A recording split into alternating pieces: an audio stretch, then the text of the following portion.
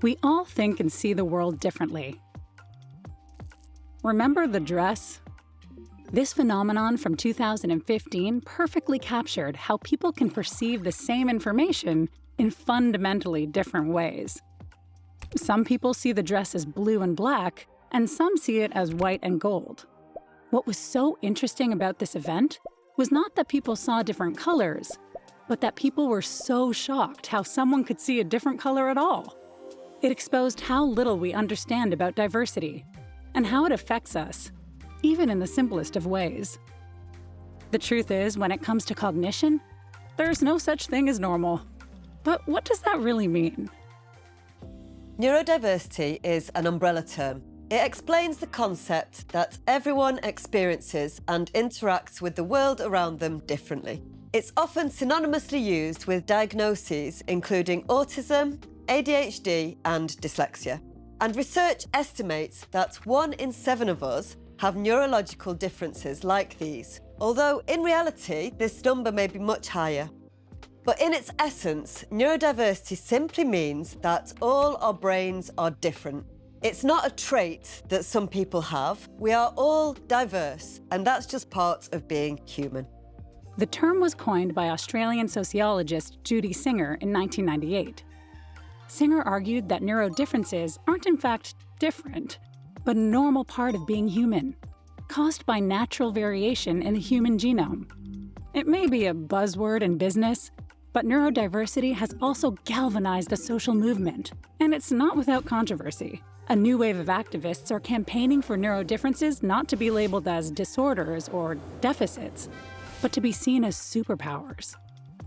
And for society to wake up to the strengths and capabilities of these individuals.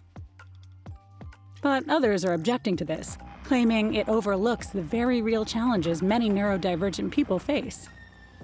What's positive about embracing the term neurodiversity is that it reframes the narrative that focuses on what people can't do. It's what we can do that matters. Being a superhero isn't all lasers from the eyes and flying through the air. What we're saying is that someone is given the support to succeed with their individual talents. You can often be surprised by what they can go on to achieve if we do that. The flip side of this is that it creates stereotypes like that all people who are autistic are good at computer programming, or people who are dyslexic are all creative. The opposite may be true, in that in some areas of work, you may find higher rates of neurodivergence, but it's not true that all people who have certain characteristics are good at specific roles. We all have differences in our abilities and our own unique pattern of strengths and challenges. This means that none of us are good or bad at everything. In people who recognize themselves as autistic, dyslexic, or having ADHD, for example, those differences are wider. This can result in a greater contrast between the peak of an individual's strength versus the dips of certain cognitive challenges. These challenges can exist on a spectrum ranging from mild to severe. And the reality is some people at the severe end will need full-time support. But even at the milder end, specific challenges can impact day-to-day life. That's why it can be so important to access a diagnosis. A professional assessment can identify someone's areas of strength along with potential challenges and help them access support if needed. The superhero message isn't intended to minimize the reality that some people may have major challenges in some areas of their life. For some, having a disability or being disabled by society, as some would define it, isn't seen as superhuman or like having superpowers. But the reality is that not everyone is impaired by their varying cognitive profiles. It's unique to each individual. Neurodiversity, it's an incontrovertible fact of nature, like biodiversity. Some neurotypes exist, such as autism or ADHD. Some people have a blend of neurotypes, but every single brain is different, like a fingerprint.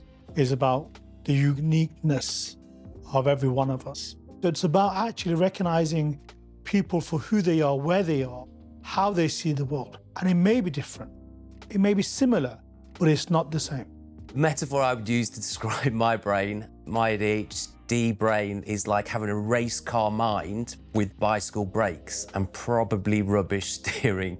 The biggest misconception around neurodiversity is that people often label you as having a disorder, but it's a condition.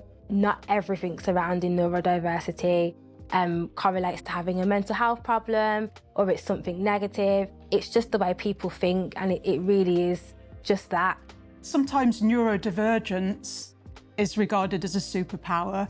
To me, it's a dynamic thing. So some days I might feel superpowered. I can really get into a flow state, but I might have another day where I'm overwhelmed, I've got brain fog, and I really struggle, and that's when I'm disabled by my neurodivergence. I think the superpower is the one that always bugs me, because it assumes that you can turn things on and off, and it does create a bit of a two-tier society.